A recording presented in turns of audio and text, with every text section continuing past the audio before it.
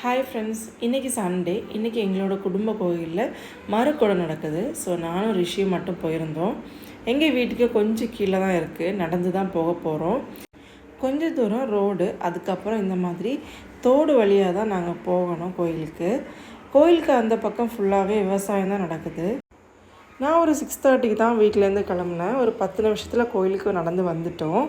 மரக்குட நாளில் கோயில் இன்றைக்கி பொங்கலை போடுவாங்க. பொங்கலை நேரமே போட ஸ்டார்ட் பண்ணிட்டாங்க. நான் போனப்போ பொங்கலை போட்டு முடிச்சிட்டாங்க. ரிஷியை கூட்டிகிட்டு சாமியெல்லாம் கும்பிட்டுட்டு பிரசாதம் வாங்கிட்டு கொஞ்ச நேரம் உட்காந்துருந்தோம்.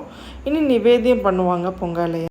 கொஞ்ச நேரத்தில் லாஸ்ட்டு பூஜையும் முடிஞ்சிருச்சு. அப்புறம் பொங்கலை நிவேத்தியம் நடந்துச்சு.